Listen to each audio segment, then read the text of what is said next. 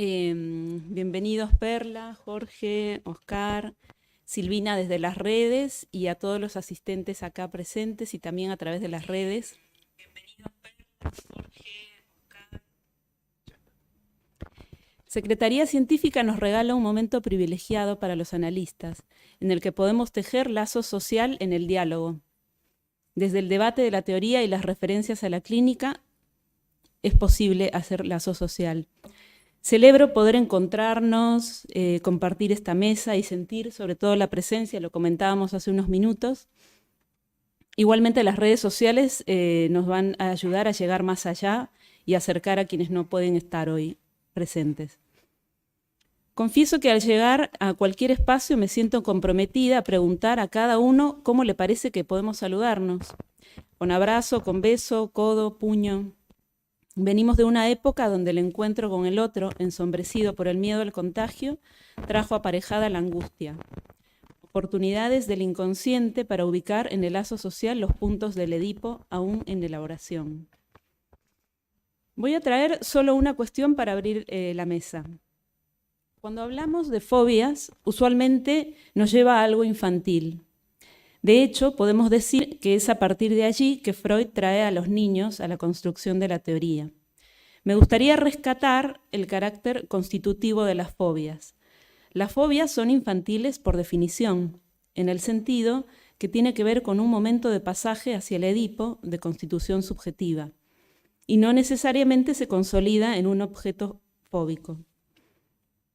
Por ejemplo, las fobias alimentarias tan frecuentes en la infancia posiblemente tienen algo que ver con la obsesión materna de que el niño se alimente, de que me coma, dicen. Uno diría que es el primer modo de decir que no al deseo del otro sin que se consolide como síntoma fóbico. Nuestros invitados nos van a hablar de ese más allá. En esta mesa vamos a disponer más o menos de 15 minutos para cada uno y vamos a proceder primero con las damas. Perla, te voy a presentar.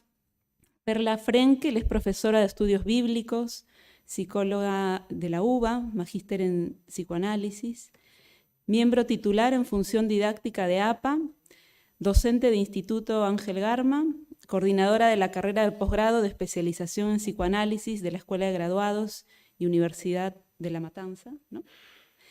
Y el premio Cárcamo 2003 le corresponde a ella. Te escuchamos. Es así. Hola a todos, buenos días. ¿Este micrófono no anda o sí? ¿Quieres este? Me parece. ¿Qué decís, Guille? ¿Sí? Sí. Ah, bueno.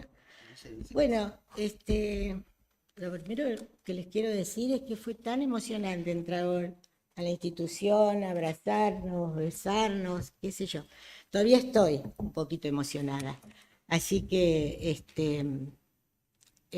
agradezco la invitación de Cristina, Cecilia, toda la Secretaría Científica y la posibilidad de compartir esta mesa con colegas tan reconocidos.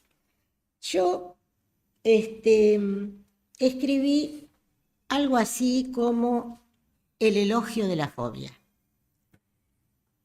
¿Qué significa que Hans, al anochecer, exteriorice el miedo de que el caballo entre en la pieza? Una tonta idea angustiada de un niño pequeño, se dirá. Pero la neurosis no dice nada tonto, como tampoco lo dice el sueño. Insultamos siempre que no comprendemos algo. Es un modo de facilitarse la tarea.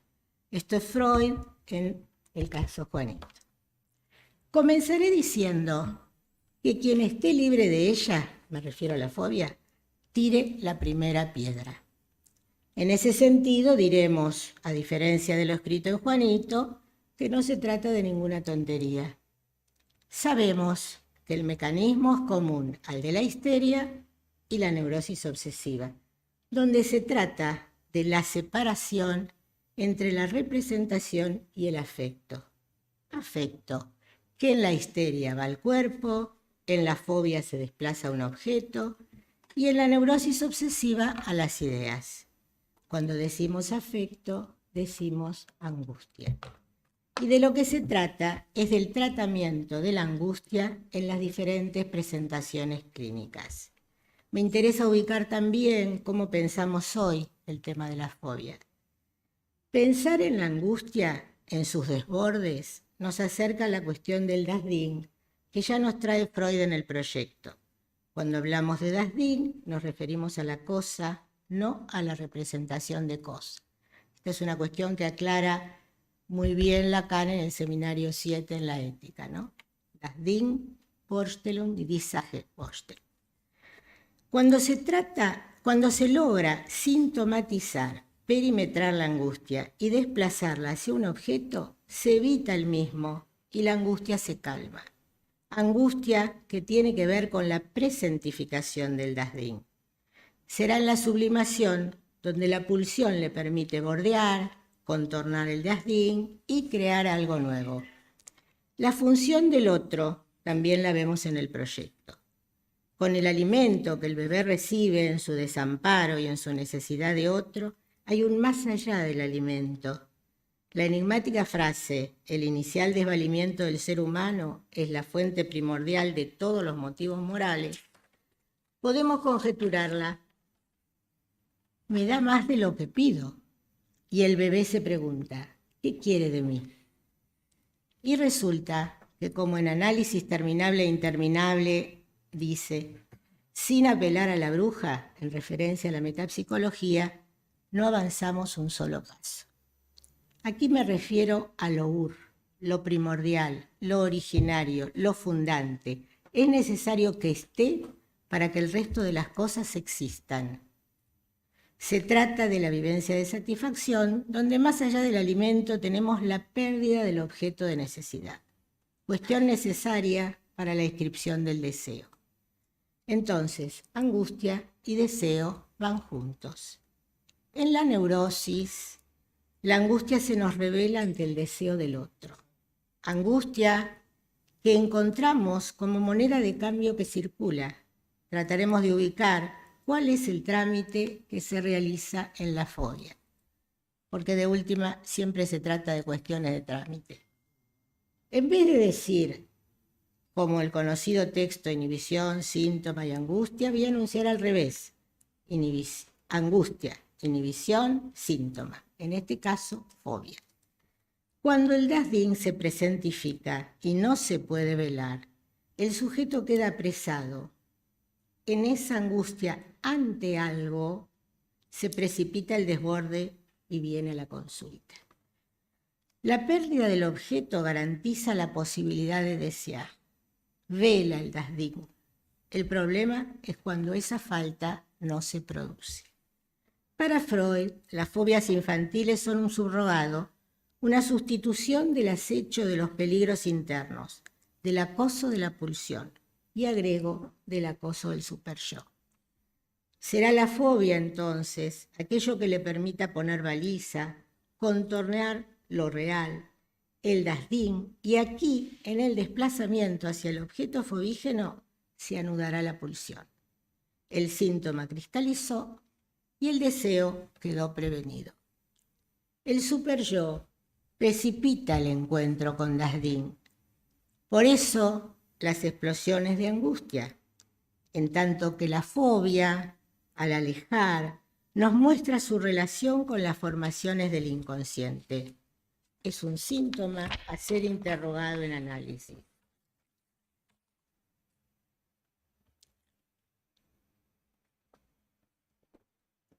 Freud, en Tótem y Tabú, nos marca la diferencia entre Arpad. Allí dirá, tótem positivizado. Y de Juanito, totemismo negativo. ¿Qué quiere decir? La función paterna, al prohibir como tótem, permite y pacifica, tranquiliza. Podemos pensar que el niño entra a la neurosis por vía de la fobia. Luego veremos si permanece en el deseo prevenido o no. Veremos de algún modo si zafó o no del deseo de la madre. Diré que en la fobia, como síntoma, puso un límite a la intrusión del otro materno. La pregunta es, ¿qué hacemos con la fobia? y a mi entender es de los historiales clínicos de Freud donde seguimos aprendiendo. Apelamos entonces a nuestro pequeño Hans. Conjetura. Si Juanito hubiera podido armar un cuento, había una vez un nene que le temía al caballo, pero no pudo y apareció el síntoma fóbico. Ni chiste, ni sueño, ni fantasía. Entonces, intentamos nombrar su terror como lo hace Freud con el cuento mítico que lo apacigua. Lo incluye en una historia, antes de que tú nacieras, y se logra una mejoría. Cuando Janito pueda contar su historia, arme su cuentito, asociará y terminará el miedo. Algo se hará. Entonces, la metáfora del síntoma que suplía la metáfora paterna fallida quedará descongelada y será un cuento que podrá ir transformando. Podemos imaginar a ese nene solito, sin amigos, inhibido, fóbico, succionado por la madre que casi no puede circular, que luego va pudiendo reír, correr, mentir, salir. Diría, él mismo se descongeló. En el camino, en esa única entrevista con Freud, trata de reforzar al padre simbólico, Hans le pregunta si habla con Dios. Convoca a un padre y este es el tema principal de la fobia. Le recuerda al padre que esa mañana le pegó. Como puede, fue un golpecito sin querer, ¿no? Como puede, lo restaura en su lugar. Necesita un padre que instale la ley, porque el padre compinche lo deja expuesto a la culpa superyoica. El golpe involuntario del padre lo resitúa a Hans. Él necesita quedar sujetado a la legalidad. Y como dije anteriormente, Hans tiene una primera mejoría. ¿Qué sucedió con Hans después? Bueno, si queda tiempo, después les cuento. Hasta aquí, colegas, amigos, nada nuevo bajo el sol. ¿Qué observamos en el siglo XXI? Vemos en el mundo de hoy la marca del evitamiento fóbico. Se evita el encuentro con el otro como efecto de la virtualidad. Es este un dato del malestar en la cultura de hoy, donde la incidencia del superyo con su imperativo de goce, con la conminación a considerar que todo se puede, que todo está permitido, incrementa exigencias e incide en lo social. El efecto es un orden social que por momentos lleva a la destrucción. En tanto que el lazo social, y quiero marcar la diferencia, el lazo social, considerado por el psicoanálisis, busca unir, no desunir. Antes Claudia habló del lazo, ¿sí? El ejemplo sería la transferencia. Vemos que la masificación se opone al lazo e impide al sujeto su singularidad. Entonces, esa masificación determina una manera de defenderse, que sería, por ejemplo, la evitación del encuentro con el otro encarnado. Algo así como, te veo y no te toco. Vivimos el incremento de esta cuestión en la pandemia. Difícil separar allí lo que fue y sigue siendo la evitación lógica solidaria del cuidado del sujeto, de la evitación que remite a antiguas fobias que nos habitan. Esta cuestión pone nuevamente sobre el tapete la problemática del padre en cuestión. En una sociedad que, como dije antes, vive bajo los imperativos del superyo y nos deja expuestos, porque hay déficit de la función paterna, nos deja expuestos al desamparo, siempre acechante, ante la naturaleza, el cuerpo y la ley, como diría. En vez de padre que legisla y que está atravesado por la ley, o figuras de autoridad, las que sean, emergen líderes mesiánicos o la ilusión de apaciguamiento por el lado del consumismo. Es que con la declinación del nombre del Padre vemos el ascenso del objeto A. Dado que se trata de la angustia del objeto que uno es ante el deseo del otro, como señala Lacan en el Seminario 10. También plantea no ver la fobia como una entidad clínica, sino como una placa giratoria que vira hacia la histeria o la neurosis obsesiva y también hacia la estructura de la perversión. Pero aquí digo, respecto a las perversiones, que no queda fijado, sino que por momentos empodera al objeto, se fascina con él. Dije en el comienzo, quien está libre de ella, que tire la primera piedra. Es que de algún modo, ella, la fobia, está en la constitución del sujeto. Somos estructuralmente fóbicos. Convoca las condiciones de la estructura. En un primer momento, cuando el niño se apropia del lenguaje, tenemos el ejemplo del Fordá, ausencia, presencia. La madre de los cuidados me deja, ¿qué quiere de mí? Y en el tiempo del Edipo, en el enfrentamiento con la castración del otro materno. Acá pone un límite al deseo incestuoso, marca un espacio con el auxilio del objeto fobígeno. Es un más acá, porque más allá de ese objeto o espacio reina la angustia, el imperativo de goce. ¿Qué buscará el análisis? Y uno diría sacarle los ropajes imaginarios al objeto fobígeno. Tal vez llegar a la pregunta, ¿qué es un padre? Les dije que si tenía tiempo les contaba algo y tengo tiempo, así que les cuento, ¿no? Herbert Graf, nuestro querido Juanito, o Hans, vivió hasta 1973. Un año antes, Francis Rizzo le hace un reportaje para la revista Opera News de Nueva York, cuyo título es Memorias de un hombre invisible, Herbert Graf. Recuerda medio siglo de su vida en el teatro. Esta entrevista fue publicada en Buenos Aires en 1996 en la revista del Seminario Lacaniano. Max Graf, el padre, se casó con Alba Koenig, pero una mujer muy moderna, usaba pantalones, había sido artista y antes había sido tratada por Freud. En 1903 nace Herbert, Hans, y en 1906 Hannah. Es interesante que en alemán todos los primeros nombres estos van con H. A Max le encantaba la letra H porque la dibujaba de un modo muy lindo. Hannah aparentemente se suicidó en Estados Unidos en los 50. Max era doctor en letras y crítico musical. Formó parte de las reuniones de los miércoles por la noche de Freud. Era el círculo más íntimo de Freud, porque él estaba interesado en el psicoanálisis y el interés que reinaba entre los primeros analistas respecto de la creación artística era muy importante. Se exilió en Estados Unidos durante el nazismo.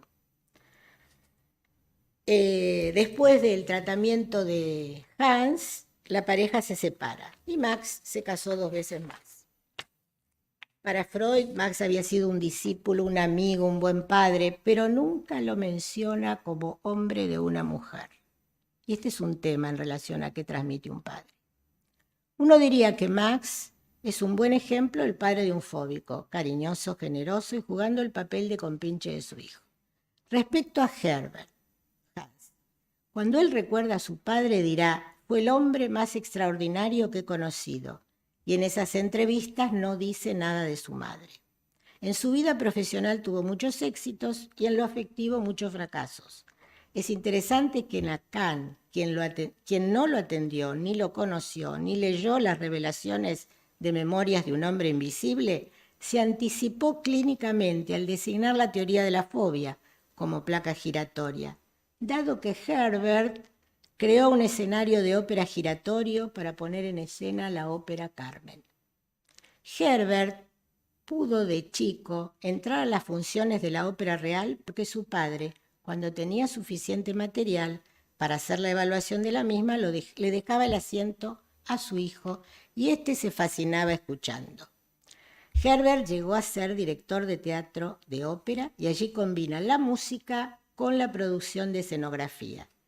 A pesar de los comentarios descalificadores de compañeros y del rector de la escuela secundaria, donde monta su primer espectáculo, él insiste con esto. Y así decide, déjame terminar, acá termino, porque si no, no se entiende lo que digo. Sí, un par de minutos. Si no, salto. Bueno, en relación al deseo, él logra sostenerlo e inventa una profesión que no existía. Y así decide, tomando la vocación musical por parte del padre, armar una unión entre ópera y teatro. Se ocupa de generar elementos visuales y llega a ser el creador de la profesión de escenógrafo. Diremos que ya de niño mostró su talento para ponerle marco a través del juego a sus fantasmas. En 1922 descubre unos papeles en el escritorio de su padre, se reconoce como Hans y llama al Doctor y lo va a visitar a la calle Vergás.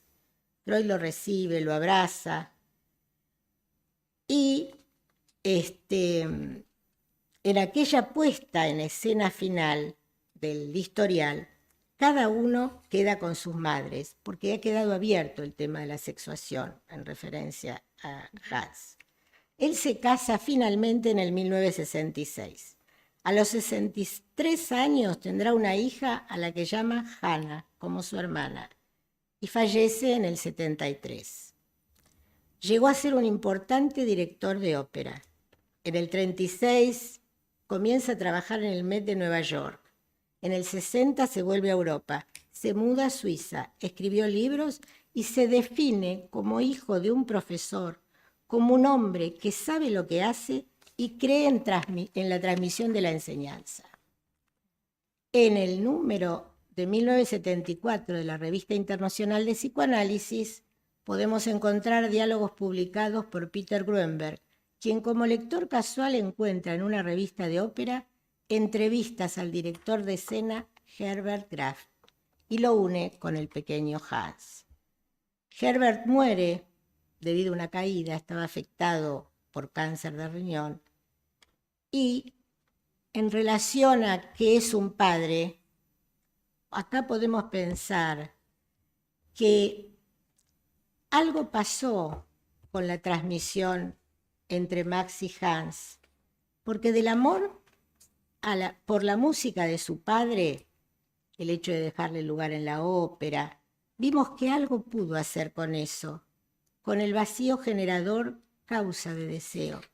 Él inventó una nueva profesión y también, luego de muchas vueltas, tuvo acceso a la paternidad. Disculpa que me pegué un poquito.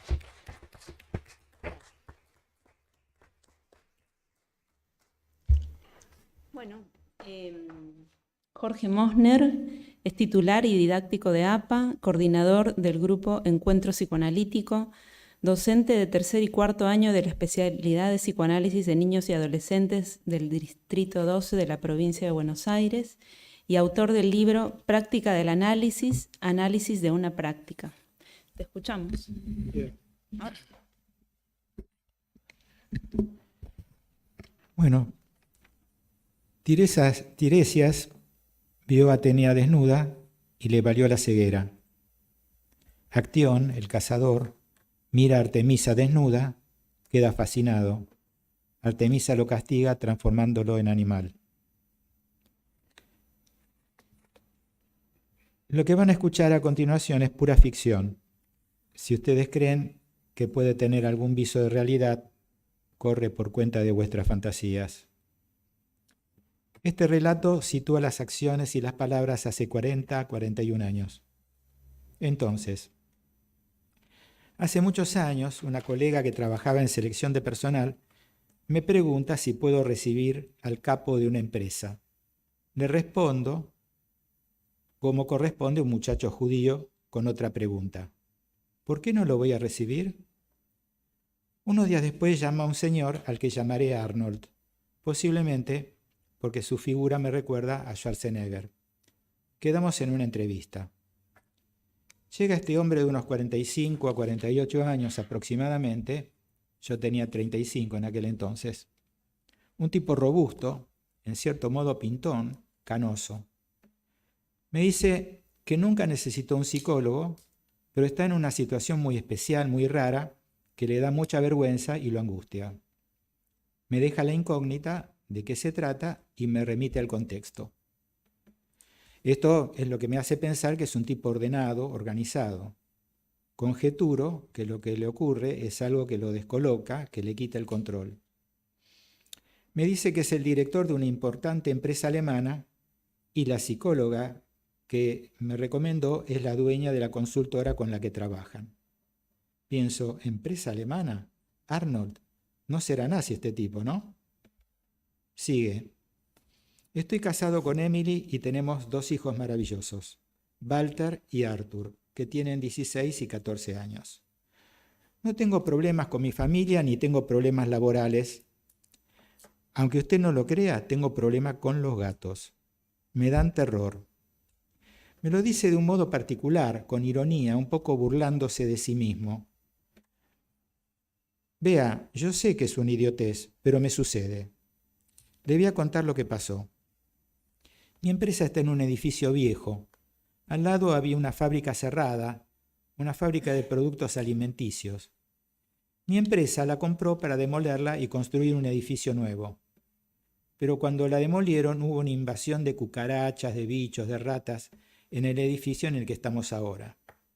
Llamamos a 2 empresas de desinfección y las cucarachas y los bichos desaparecieron, pero las ratas no. Entonces, al jefe de mantenimiento se le ocurrió una solución y sin consultarme, no tenía por qué consultarme, decidió traer unos gatos. Y ahí el problema. Un día, hace una semana, voy a mi oficina y hay un gato negro en mi sillón. Me aterroricé. Me dio un ataque, no podía respirar. Palpitaciones, me mareé. Tuvieron que llamar al médico, me trasladaron en ambulancia. Al rato ya estaba bien. El médico me preguntó qué había pasado y, por supuesto, no le dije lo del gato, me dio vergüenza. Le dije que no sabía.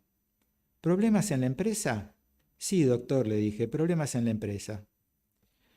Me indicó que de todos modos vea a un cardiólogo para mayor seguridad.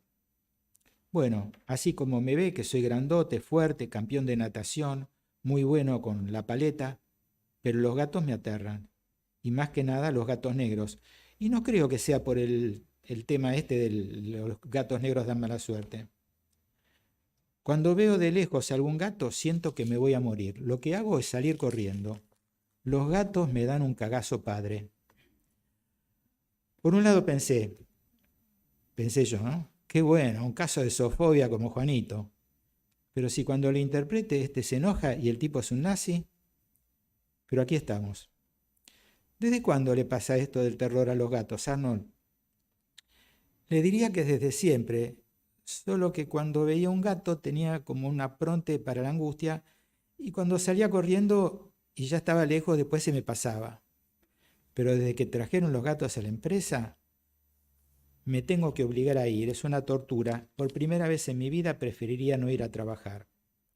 Bueno, yo había leído Obsesiones y fobias, El pequeño Hans, así que sabía que tenía que haber una escena infantil traumática.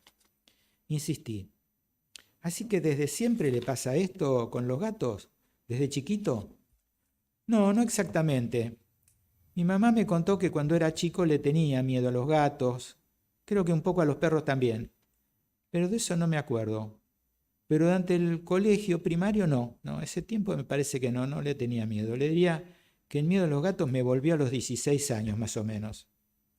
¿Algún hecho significativo de sus 16 años?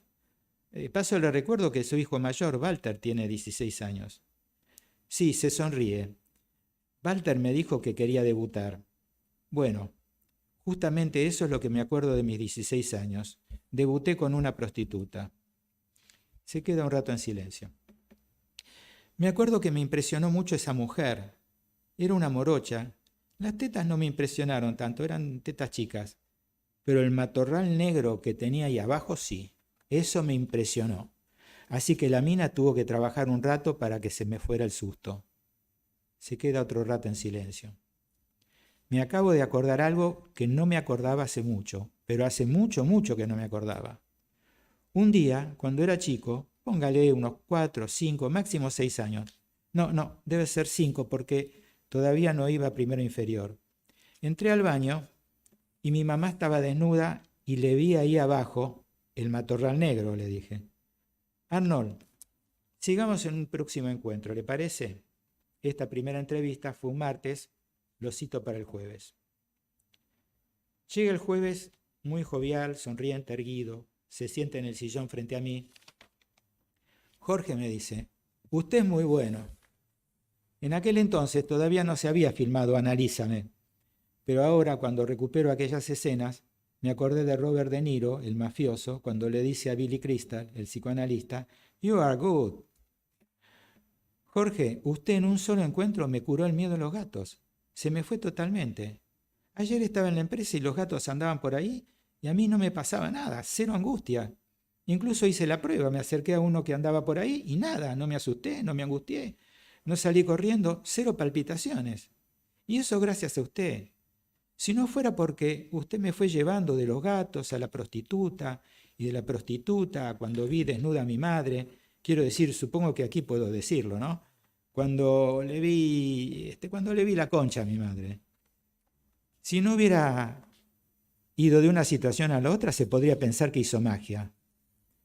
Bueno, Arnold, pero debe haber alguna situación actual, algo contemporáneo que desató esta crisis que lo llevó a las palpitaciones, al mareo, a la ambulancia, al cardiólogo y al psicoanalista. Déjeme pensar. Se pasa un buen rato en silencio, con expresión reflexiva, como si tuviera que resolver un problema. Bueno, mire, Jorge, yo quería irme sin cortárselo por una cuestión de discreción.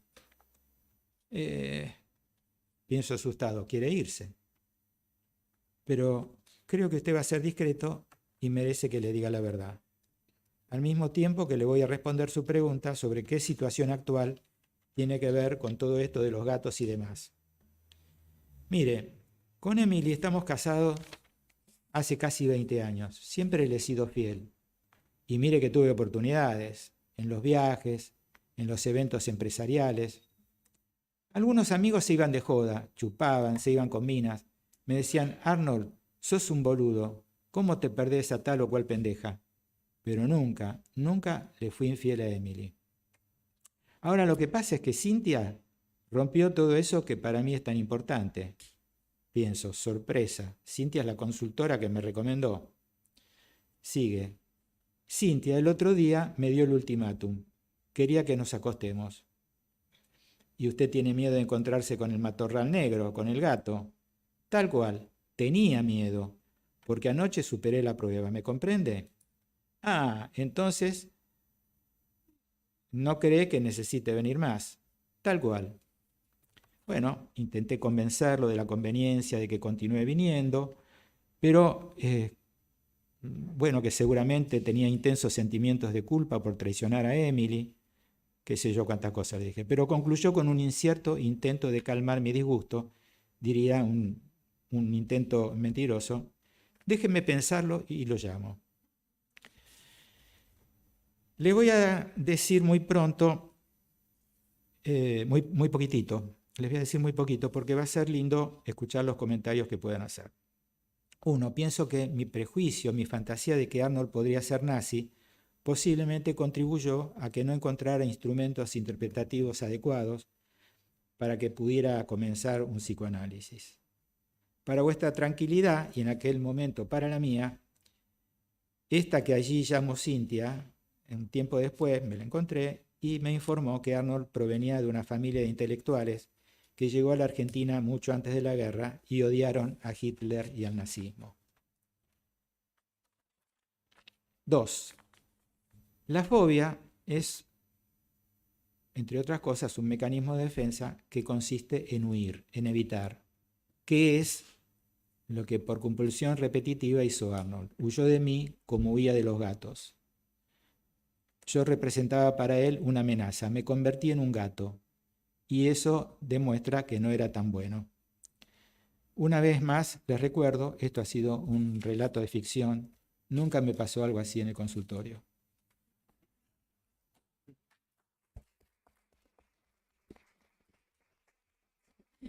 Bueno, muchas gracias.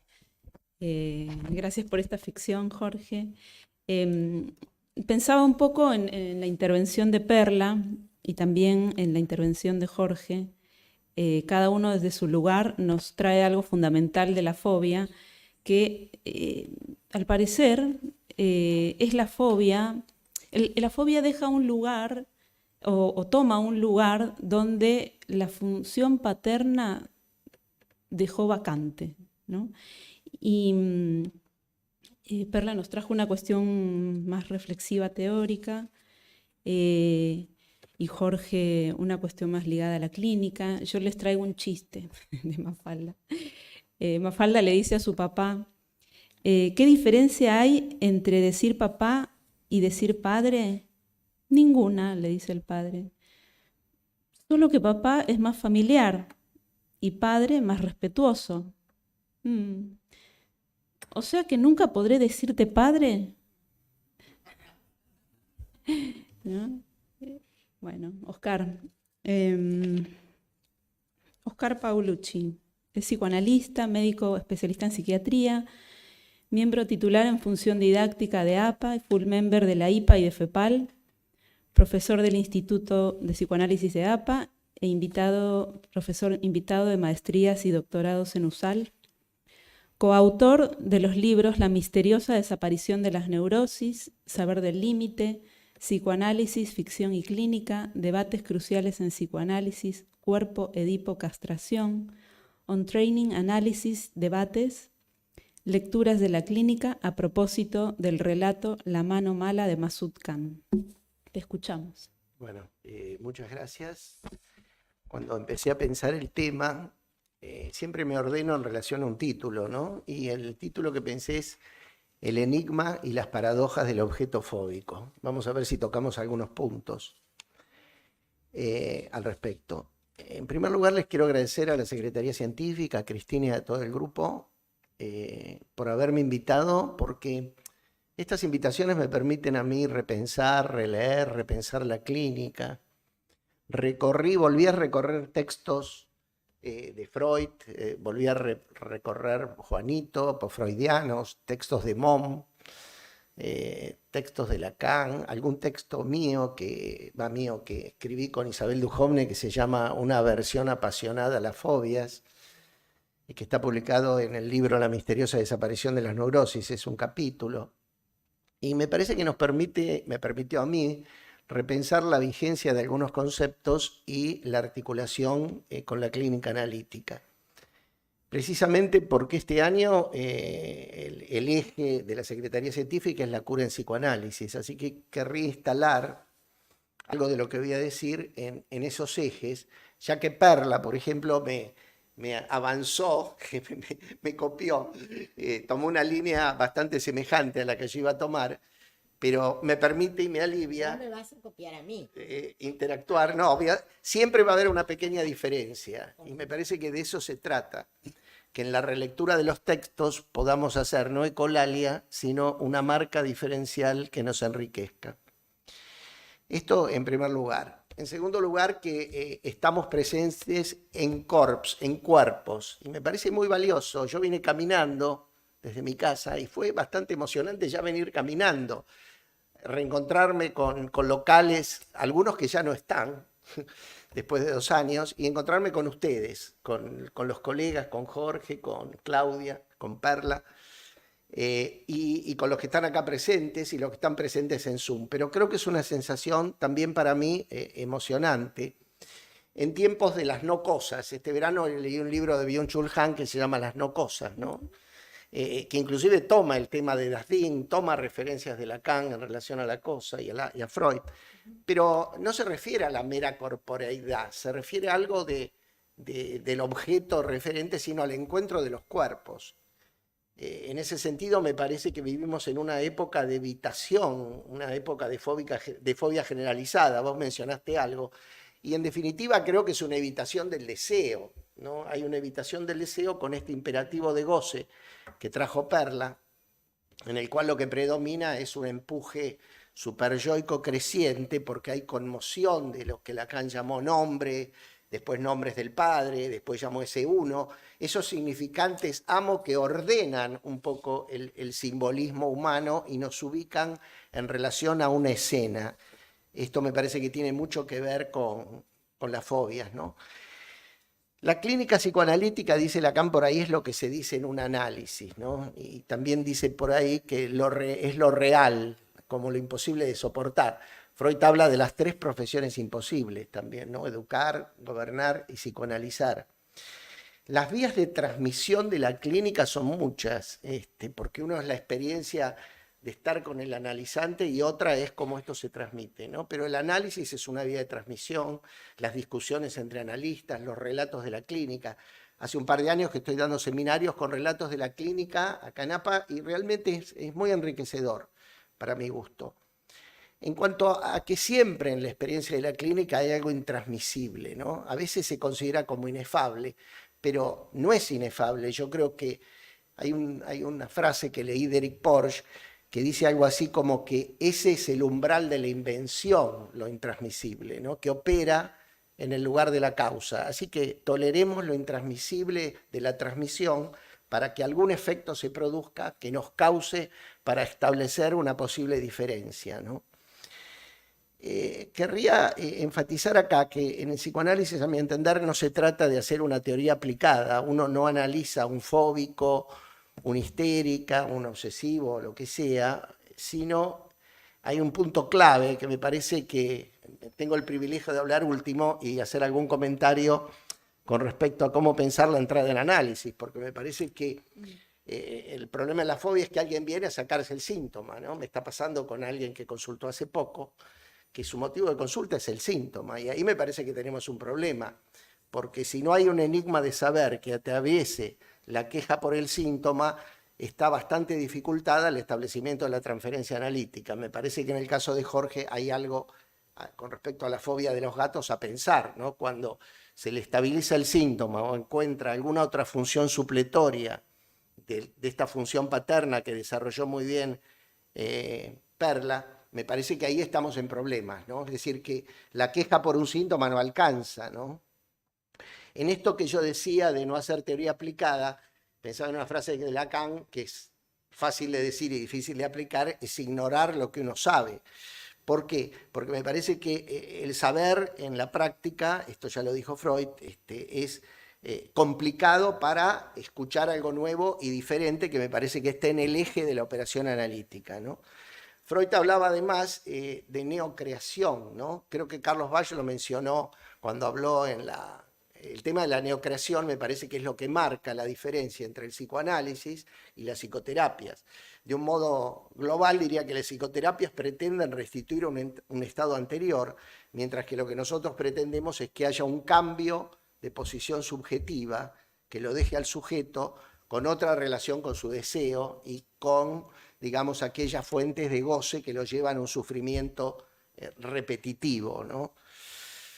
En este sentido, me parece que dije lo de la transferencia analítica como un punto fundamental, y por otro lado estaba pensando en la cura analítica como algo que, voy a tomar una referencia de Lacan, de la dirección de la cura, cuando dice que la cura se ordena en relación a una táctica, a una estrategia y una política, ¿no? Es decir, la táctica son las intervenciones del analista, la estrategia está ligada a la transferencia y hay una política que está ligada al deseo del analista y una cierta ética particular, ¿no? Que no es la ética de buscar el bien del paciente. Por eso muchas veces la resolución sintomática va en contra del progreso de un análisis o una rápida, es lo que Freud llamaba la cura por amor o la cura transferencial, ¿no?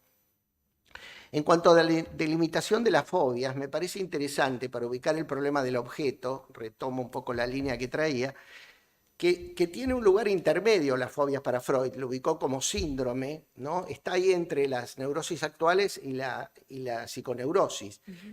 Y como decía Perla, me parece que ahí la histeria de angustia tiene un punto clave en relación al vínculo indisoluble de las fobias con la angustia. Me parece que esto es un eje que permite entender el problema de qué representa el tema de la fobia, yo diría como intento de resolución, como intento de suplencia, ¿no? Que creo que es un término que vos no usaste, de suplencia de una función fallida. El síntoma es resolutivo de algún modo, ¿no? A tal punto que las fobias de la infancia la acercan a lo que podríamos pensar como un momento constitutivo del sujeto, y muchas veces son de resolución espontánea, ¿no?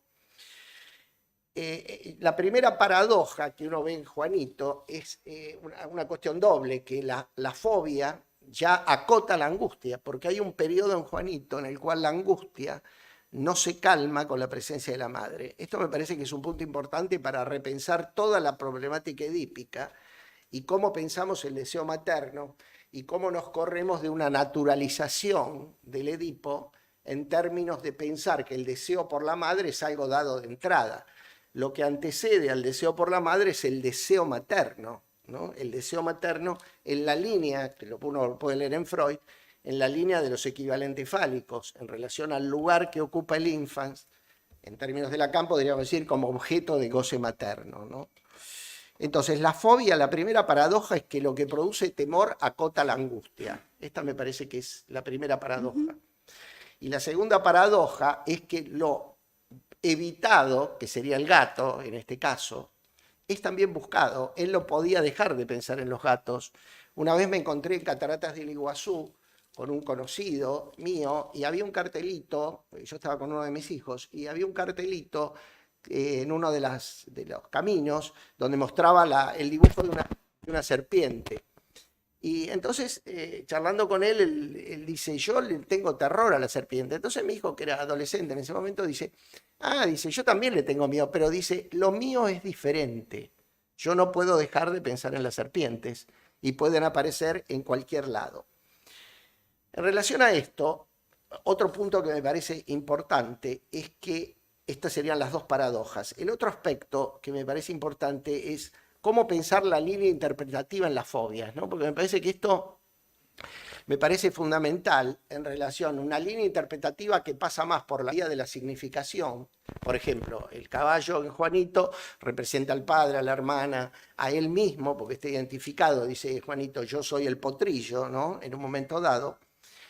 Lo que marcaría también, esto sería un aspecto en cuanto a una línea interpretativa, que pasa por la vía de la significación de lo que puede significar, ya sea para el analista o para el nivel asociativo, el objeto fóbico. Este sería un aspecto. El otro aspecto que nos permite pensar la fobia en Juanito es cómo pensamos el lugar paterno, ¿no? Si solamente el lugar paterno es un objeto de rivalidad, porque la línea interpretativa que toma el padre, un poco hincha, es el padre es bastante intrusivo, digamos, aparte de estar simetrizado. La línea interpretativa que toma es de un Edipo positivo, donde sería una retaliación, digamos, frente a la agresión hacia el padre por los celos y la rivalidad con la madre, por la madre, digamos, objeto del deseo para el niño, ¿no? Y me parece que ahí hay un punto que creo que Lacan trabaja muy bien, ya sean las formulaciones de la metáfora paterna, hasta cuando dice, para avanzar, que el deseo materno, dice en el seminario 17, es como el cocodrilo, dice, y se necesita algo, un palo, dice, pero un palo de piedra para que el cocodrilo no se cierre, ¿no? Me parece que eso es lo que trae la fobia, el problema de la falla, de la instalación, digamos, de un lugar paterno, llamémosle interdictor y habilitante a su vez, donde se articula en el deseo con la ley, y lo deja al sujeto muy cerca del estrago materno, ¿no? Me parece que es muy importante para repensar esto en términos de la resolución fóbica como, podríamos decir, suplencia, como estabilización de una estructura, ¿no? Por lo cual hay que tenerle bastante respeto, a mi entender. Por otro lado, es interesante pensar que en Juanito lo que desencadenó, en la lectura que podemos hacer, son dos elementos que desencadenó la angustia. Por un lado, el nacimiento de Hannah, la hermana, que como dijo Perla, después le puso el nombre a su hija. Y por otro lado, las primeras erecciones. La madre le decía esa porquería, refiriéndose al pitito de Hans, ¿no? Y ahí hay algo que lo descolocó del lugar de falo imaginario de la madre, digamos. Hay algo de, para decirlo en otros términos, del goce fálico que no se pudo ordenar. Y la fobia lo que viene es a producir una serie de equivalentes fálicos que intentan resolver eso en el plano del síntoma, ¿no? Me parece que este es un punto a pensar, ¿no?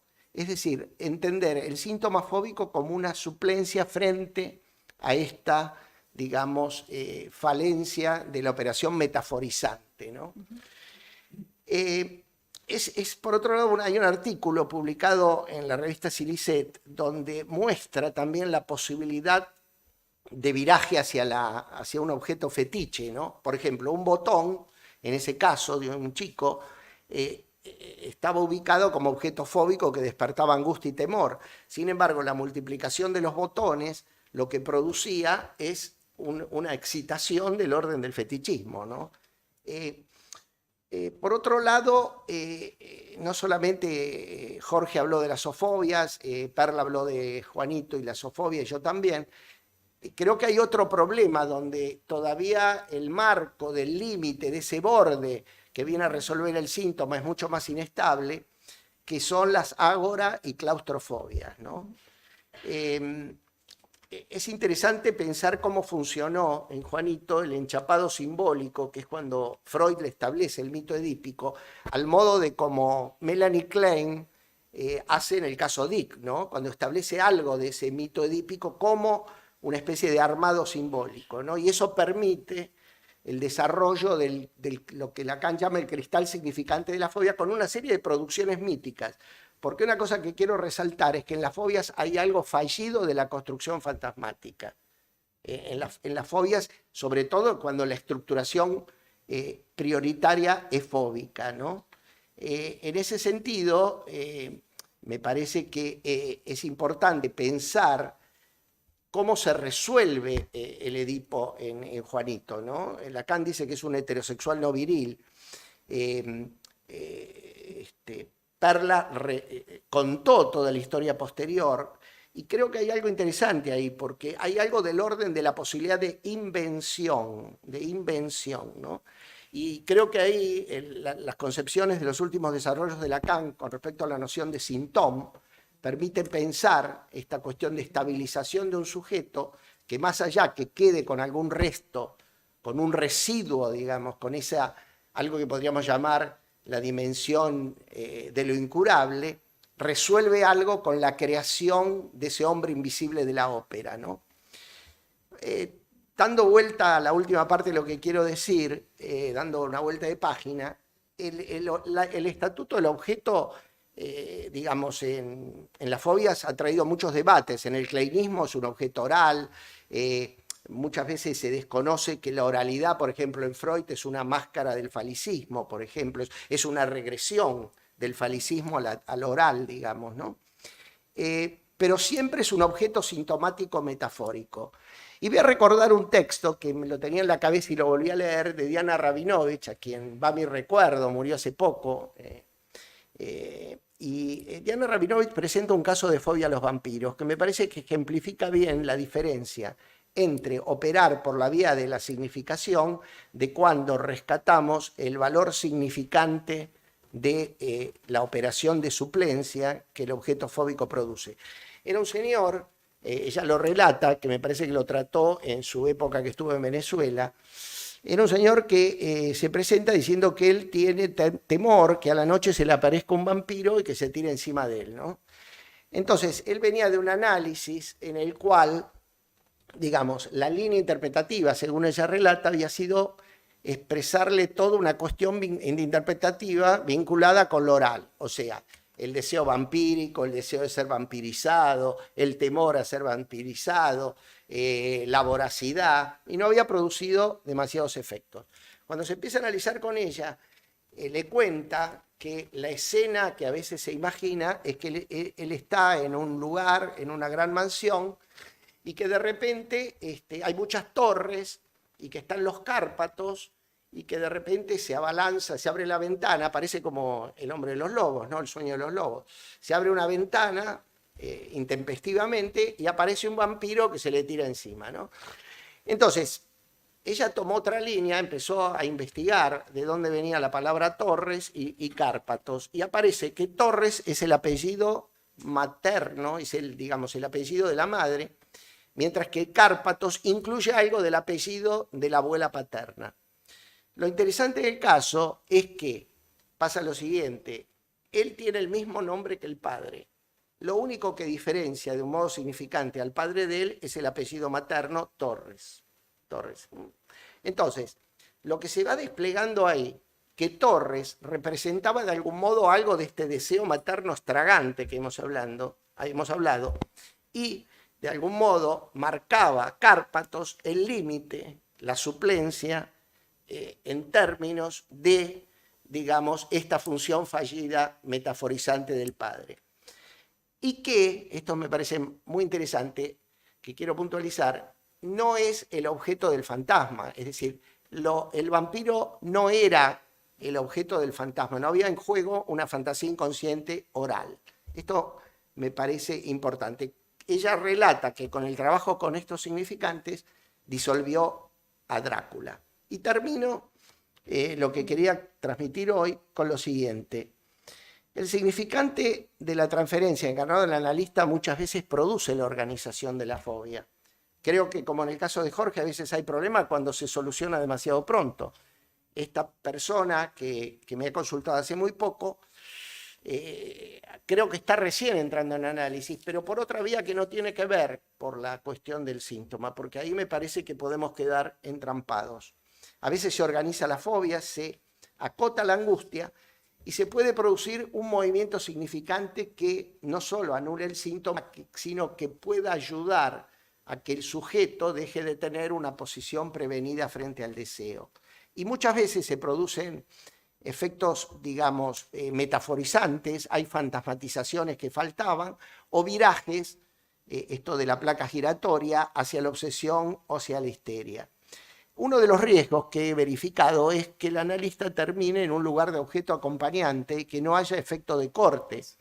Una fobia con un aspecto agorafóbico tremendo que yo analicé hace muchos años, venía con el problema de que había dejado un análisis donde frente a la angustia, la analista le ofrecía más sesiones.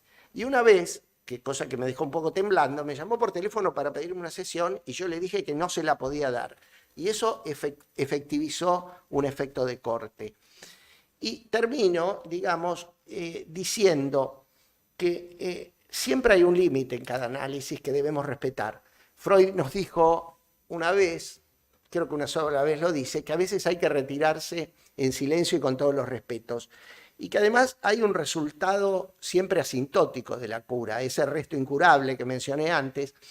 Y una frase que me parece que, ahora estoy pensando si la leí en Lacan o no, no importa, pero que el deseo del analista no puede ir más lejos que el deseo del analizante. Ese me parece que es nuestro límite. Bueno, gracias. Ahí termino.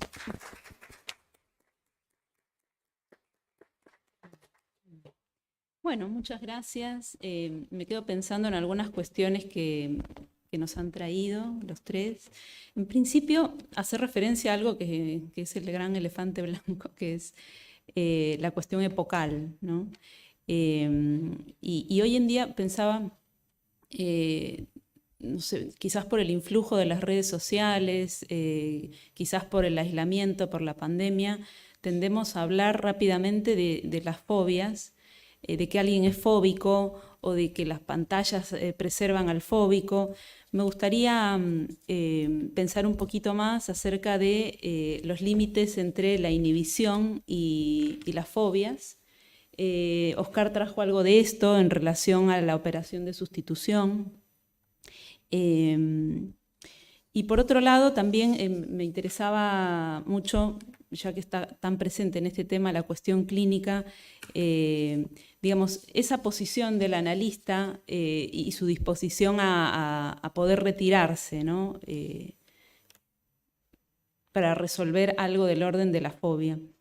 Bueno, ¿alguno de los presentes aquí quisiera comentar algo? ¿Sí? Bueno, Marta. Bueno, me gustó muchísimo la mesa, me dejó pensando varias cosas. En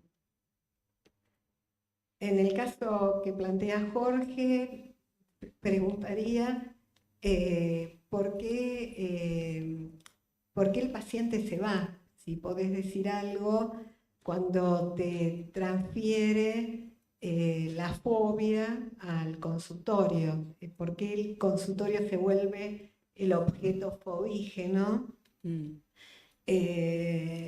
Al quedarse él con la psicóloga, mamá será, vos quién eras, ¿no?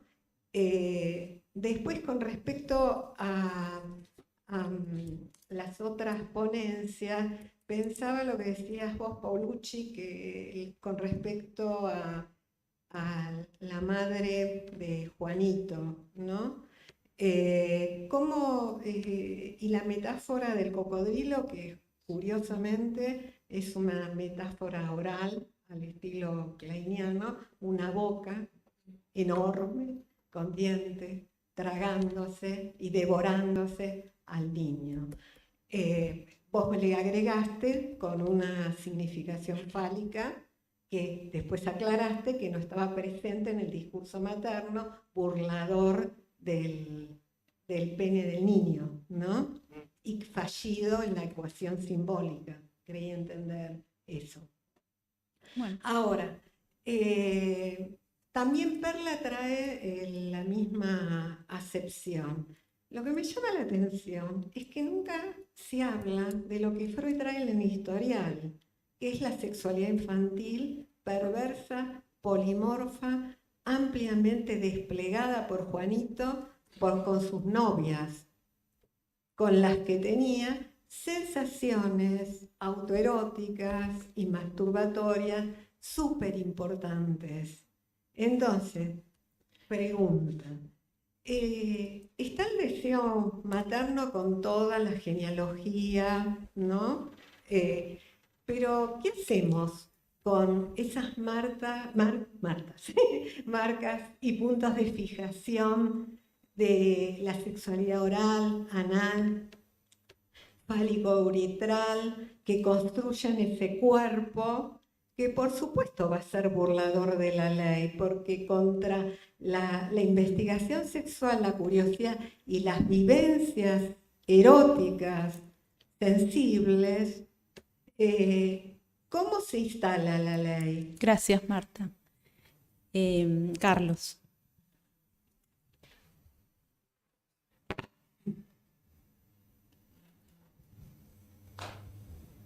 Bueno,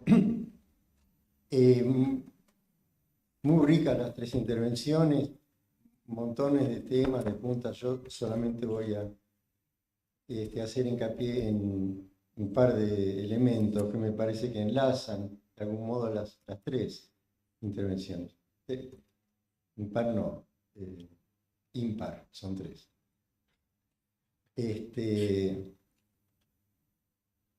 Oscar se pregunta por el tema de la línea interpretativa en la fobia y marca esta diferencia pertinente entre la línea de la significación y la línea significante.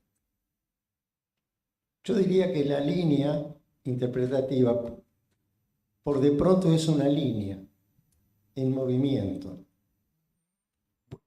Tomaría ahí algo del caso de Jorge, que pese a la brevedad, pese a que no termina de desplegarse como un análisis, me parece que entrega elementos esenciales de la intervención en la fobia. En el decir del paciente, según Jorge, cuando dice, usted me fue llevando de una situación a la otra. ¿Perdón? Perdón. Usted me fue llevando de una situación a la otra. Ahí hay una línea de movimiento, más que en qué consiste esta situación, esta otra, el matorral negro, el cagazo padre, lo que fuera. Hay algo que va de una situación a la otra, recorriendo un cierto circuito. Es el que me parece Perla ubicaba al principio como modo de perimetrar esa presentificación de Dasdin, de eso negro, de esa negrura, de esa opacidad en la perimetración, en las n vueltas de repetición del análisis. Termino con esto. Me hizo acordar la mención por Oscar del caso de Diana Rabinovich, un caso de fobia que yo tuve hace muchos años, no teman, no me voy a extender, pero solamente mencionar que era una fobia muy rara, porque era un animal prehistórico, al mamut, era una fobia al mamut. El tema es que la paciente en cuestión era de familia alemana en ausencia del padre, se había criado con la madre y la abuela juntas en la casa. A una la llamaba mami y a otra muti. Mamut. Gaby, ¿vos querías intervenir? No. No. Bueno, Bueno, si me dan la palabra, no lo había pensado, pero lo primero que te vi quiero es levantando. felicitar a la mesa. Me parece extraordinario lo que escuché, muy estimulante, a la Secretaría Científica por haber relanzado la cuestión, como dijiste, Claudia, de la fobia, ¿no? La cuestión, digo, como dijo Claudia, porque la trajo también a la actualidad y a un corrimiento que afortunadamente los tres panelistas mantuvieron el eje en los puntos centrales. El modo en que Jorge trae el punto clave de lo oscuro, el goce femenino, por supuesto, el goce no fálico, y la pregunta por el continente negro o el objeto A en un punto desenmarcado, podríamos decir, con esa falla inicial que marcaron tanto Oscar como Perla, de la estructura que puede umbilicar o anudar los significantes para que no se desaten sistemáticamente y pueda armarse una escena. A partir de ahí las intervenciones, bueno, lo que contaste, Jorge, me pareció magnífico y creo que, al menos en lo que escuché, hay un punto para considerar qué es lo transgeneracional en la fobia, la historia. Lo trajiste, Jorge, lo trajo Oscar en la historia. Perla, escuché brevemente lo que dijiste, pero también está presente. Y en esa historia, ¿qué diferencia habría con lo que pregunta Claudia, que es esa especie de uso de la idea de fobia, fóbico, fobización en la actualidad? ¿Y cuánto de eso tiene que ver con algún fenómeno o epifenómeno? ¿Cuánto tiene que ver con algo de lo que hablaba Green y otros también sobre la posición fóbica central, que no sería exactamente lo mismo? Creo que tiene que ver con lo que dijo Carlos Bach recién, con una cuestión muy, muy precaria y primaria desde el origen. Y bueno, me gustaría escucharlos a ustedes y felicitarlos mucho a todos por relanzar un tema que es una de las problemáticas actuales, aunque aparezca disfrazada de pantalla, de distancia o de precaución. Gracias. Bueno, me gustaría darles la palabra para que puedan interactuar ustedes y después vamos a las personas que están en las redes. ¿Quién quiere? ¿Oscar? No, me parece muy interesante lo que fue surgiendo, que me parece que circula, hay movimiento, ¿no? Coincido con Marta que creo no, estoy seguro que lo dije, que lo que desencadenó el punto de angustia de Juanito era las erecciones, es decir, cuando precisamente él empezó con esos juegos masturbatorios, o sea, pero hay algo ahí que le fallaba o que no tenía los elementos para digamos, ubicar ese goce fálico, para enmarcarlo, para decirlo de algún modo, ¿no? Me parece que ese era el problema. ¿En qué medida, como el análisis transcurrió en ese momento, no sabemos cómo esto siguió después, más allá, y creo que hay que tener cautela con algunos datos biográficos que yo también había leído con respecto a si cuándo tuvo un hijo, no tuvo un hijo, porque pueden estar cargados de una cierta ideología, digamos, ¿no? Me parece que eso, por eso digo, la apreciación de que era un heterosexual no viril, también hay que tomarlo. Por lo menos tuvo un síntoma, digamos, valiosísimo, como generar una nueva profesión, ¿no? La de regisseur. Con respecto a lo que decía Claudia, estuve leyendo algunos trabajos que hablaban del objeto tecnológico hoy en día como objeto fóbico y que queda disimulado muchas veces, ¿no? Digamos, esta cuestión de que la tecnología ha llevado a a facilitar la evitación del cuerpo, ¿no? Creo que una vez lo mencioné en una mesa que habían inaugurado un prostíbulo en Italia con muñecas inflables, y por otro lado que el sexting, o sea, el sexo virtual, cada vez tiene más adeptos, con lo cual me parece que la evitación del cuerpo está instalada cada vez más en la cultura, ¿no? Con lo que decía Carlos, que son muchas cuestiones, dos cosas. El movimiento ocupa un lugar clave en el desarrollo de la cura de Juanito. Hay circuitos por ejemplo, cómo se van ampliando los circuitos, el circuito con el padre, el circuito con la abuela Lines, el circuito, hay muchos circuitos, ¿no? Inclusive hay cuestiones que también hacen a cómo escucharlas. Por ejemplo, cuando él dice que teme que no pueda saltar del vagón de carga en la rampa, ¿no? Entonces eso puede ser interpretado lo mismo que quedar sumergido en la bañera del lado del abandono materno, o al revés, como una expresión del temor a no poder saltar, es decir, que la madre no deje de volver, que siempre esté presente, ¿no? Creo que ahí se trata de cómo producir un bordeamiento en nuestra intervención, que se verificará como siempre a posteriori, que permita alguna producción mítica, como en el caso de Juanito, o en el caso de una producción significante que enriquezca esta especie de síntoma de inhibición que la fobia produce, digamos, ¿no? Como Lacan lo llama nominación imaginaria, la inhibición. Bueno, eso. Yo quería marcar una cosa importante respecto a lo que escucho en relación a lo que es el síntoma fóbico. Me parece que tenemos que pensarlo como significante y como que no es solamente un objeto X que me sino todo lo que conlleva. Por ejemplo, en el tema del síntoma caballo, en Juanito, hay algo opaco, esa oscuridad, esa negrura, retomando lo que vos decías, Carlos, que de algún modo remite a algo mucho más profundo. El enorme agujero al que se le hace borde del dasdín, de la cosa, y el terror a caer en ese agujero.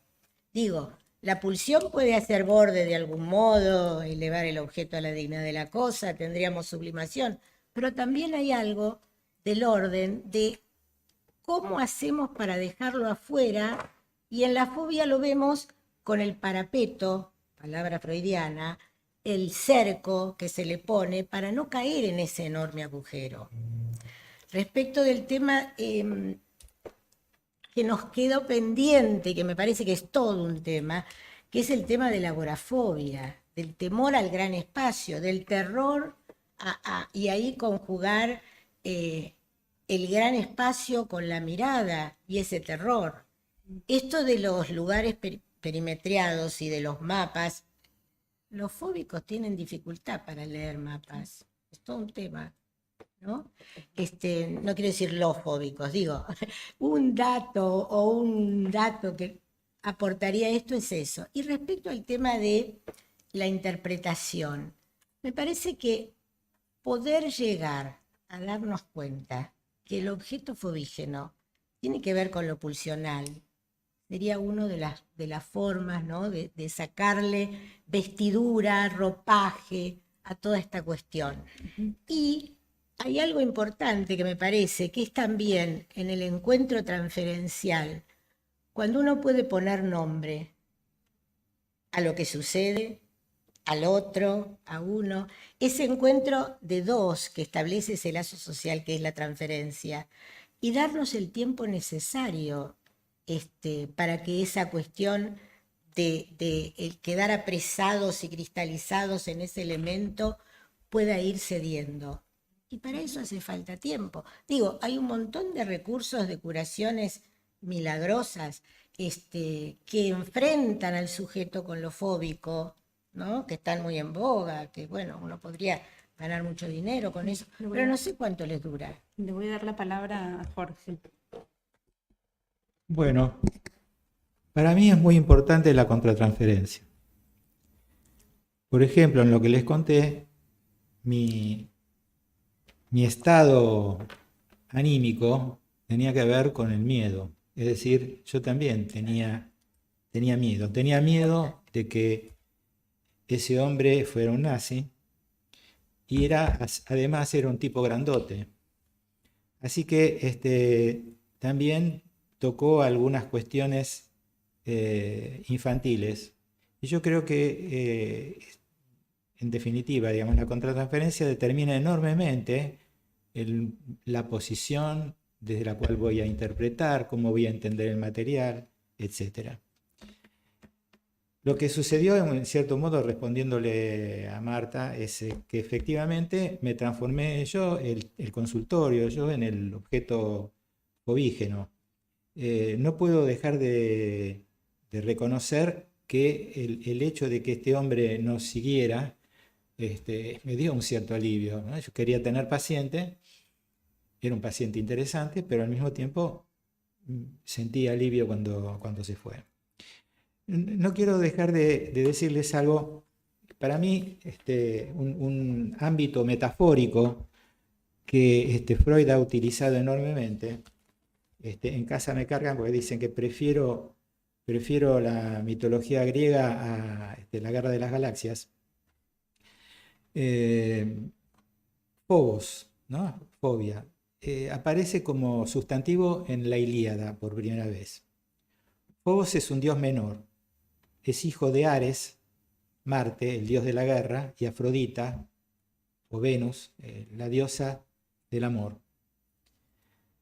Phobos, el miedo, y su hermano Deimos son hijos de esta pareja. Son Phobos el miedo, Deimos, su hermano gemelo, el dolor, la ira, la pena. La relación de Ares y Afrodita, esa unión, es una unión ilegítima, ¿no? Ares le saca a Hefesto, Afrodita, ¿no? Me parece que es interesante esto de que hay el miedo surge de una relación ilegítima entre la guerra y el amor. ¿Cómo? Quiero dar la palabra a los que asistieron a través de Zoom. Liliana Pérez quiere participar a través de Zoom. Hay varias preguntas, ¿no? El Zoom. De Zoom. Gracias, buenos días, gracias a todos. 3 ponencias muy interesantes. Yo voy a ser muy breve, quiero referirme a 2 cosas en principio. Una es el caso que nos trae Jorge, este caso ficcional que me parece muy interesante en varios puntos, pero voy a tomar uno nada más y es en relación a la intervención del analista. Cómo a veces una intervención puede producir una huida fóbica del paciente. No solo por los afectos que animan al analista, estoy de acuerdo, había afectos realmente muy persecutorios, sino a la intervención. Porque vos le dijiste, Jorge, una vez resueltos los síntomas, bueno, ¿por qué se quedaría? ¿No? Ya usted seguramente se quiere ir, le dijiste, algo así. O sea que lo estabas invitando a irse. Y digo realmente cómo, además de las intervenciones que pueden ser a través de la significación o del significante, digamos que lo que anima al analista muchas veces en su intervención puede producir una huida fóbica, ¿no? En eso me parece que uno debería estar bastante advertido, hablando de los miedos. Y otra cosa que a mí me interesó todo lo que han dicho, pero en este momento a mí me interesa mucho tratar de entender por qué yo estoy frente a la pantalla y no estoy en la butaca. Es decir, de esta especie de fobia instrumental en la que realmente estamos la mayoría de los miembros y candidatos de APA, que siempre tenemos alguna excusa para no estar sentados ahí en la butaca. Y me gustaría que pensemos, quizás sea difícil porque todavía estamos transitando, no sé si la pandemia o el final de la pandemia, y es un poco difícil a lo mejor que pensemos también qué nos está pasando, ¿no? Que estamos habilitados a ir y sin embargo la mayoría no vamos. Y me gustaría que realmente el panel pudiera decir algo para ver si nos ayudamos entre todos a entender y a facilitar un poco esta tramitación, ¿no? De este final que implica un comienzo de otra cosa que no sabemos muy bien qué es. Bueno, les agradezco muchísimo. Bueno, no están in corpo, pero los incluimos. Alicia. Bueno, les agradezco mucho a la mesa, a la organización, es muy interesante el tema. A mí se me ocurrieron muchas cosas, pero bueno, estamos muy en el borde del horario. Pero ya que tanto Oscar como como Perla mencionaron la cuestión del objeto, Perla decía Tasdin, ¿no? Yo pensaba que hay como todo una especie de borde entre la fobia y su relación con la angustia, con la melancolía, ¿no? Con la identificación con el objeto, porque es la presignificación por un lado del objeto y por otro lado cierta relación no resuelta, no tramitada, con eso del fantasma que no se termina de armar en relación a esto. Y que me parece que esa continuidad se ve muy claro en los pacientes modernos, digamos, que se curan la fobia vía un antidepresivo, ¿no? Entonces, en ese punto, ¿no? Me parecía que tal vez da para muchas mesas más, porque la melancolía me parece que es una gran deuda que tiene el psicoanálisis todavía para pensar, ¿no? ¿Qué podemos hacer? ¿Qué hacemos cuando ya la significación está caída casi por completo, ¿no? Bueno, después, lo otro, la marca epocal, que bueno, respecto a lo que decía Lili recién, hay muchos fóbicos que se han curado con las restricciones pandémicas. Están genial, mejor que nunca, ¿no? Porque están súper autorizados a no hacer nada y quedarse en casa. Vamos a ver qué pasa ahora que se abrieron algunas puertas, no sé si todas, ¿no? Bueno. Nada más. Silvina ha trabajado durante toda la mesa estando atenta a las redes y a las intervenciones, así que Silvina, contanos un poco qué se dijo. Bueno, buenos días, excelente mesa. Quería contarles que hay muchas felicitaciones y muchísimas preguntas y comentarios. Voy a tratar de sintetizar, pero también quería contarles que hay personas que nos están escuchando, los están escuchando desde México, Perú, California, Roma, Barcelona. Así que hay mucha gente. Bueno, voy a empezar con los comentarios. Inés Copelo dice, excelente, la pandemia trajo la puesta en la mesa las diferentes fobias de las personas. El aislamiento en sus diferentes formas. Lo expuso la pandemia. Bueno, también tenemos el comentario de Inés Copelo que dice,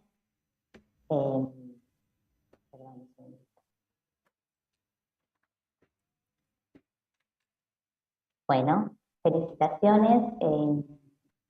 Me borró lo de Inés Copelo, pero yo prefiero hablar de mecanismos fóbicos, dice Inés Copela también.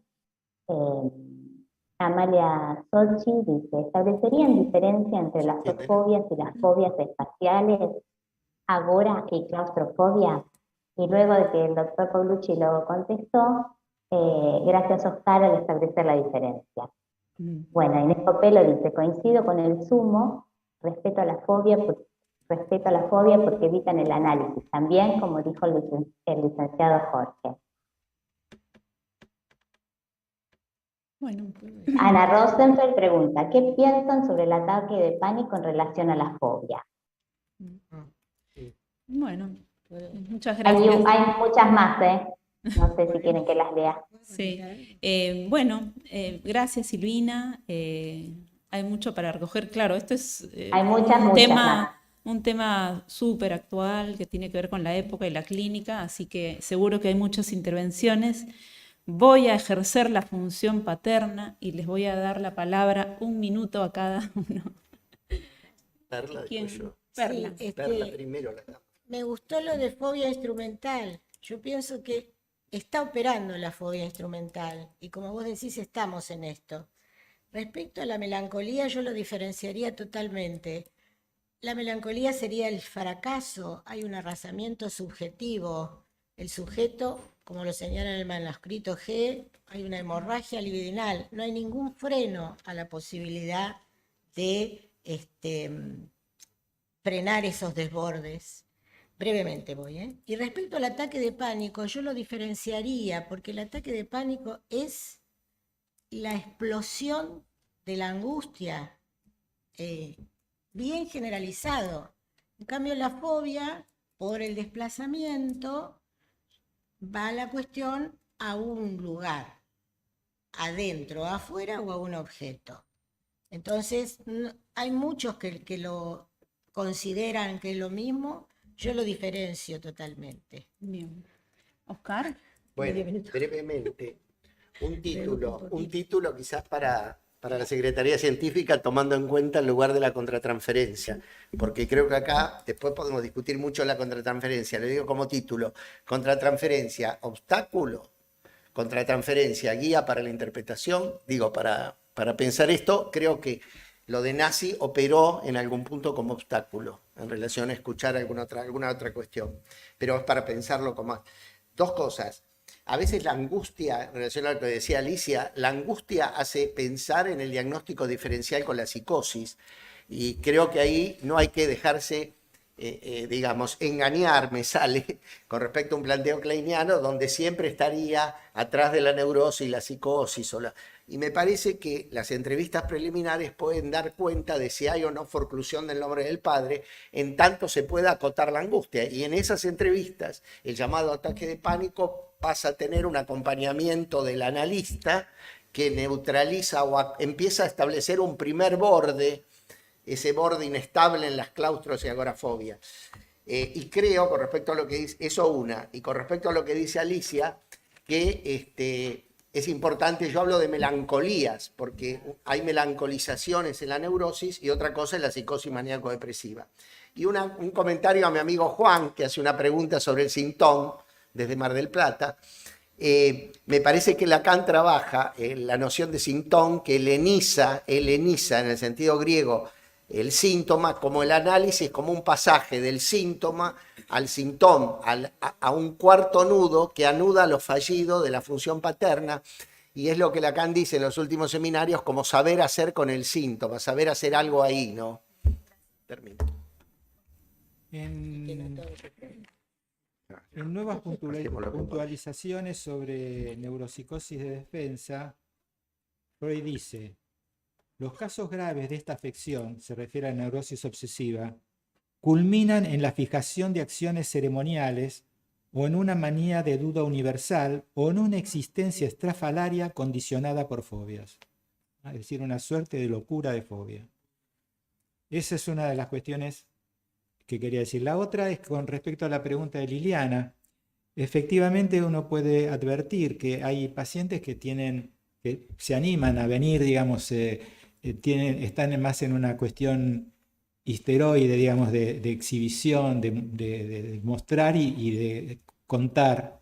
Los que tienen tendencia a esconderse, ¿no? Esquizoides, etcétera, encuentran siempre algún pretexto. Es muy lejos el consultorio, psicoanalistas, me acomodé los horarios de modo tal que me resulta muy difícil ir, atiendo a los pacientes, ¿no? Etcétera. Muchas gracias. Bueno, muy bien. Muchas gracias. Creo que era inevitable que en un tema como este aparezca la pluralidad, ¿no? En relación al abordaje de la fobia y la posición del analista.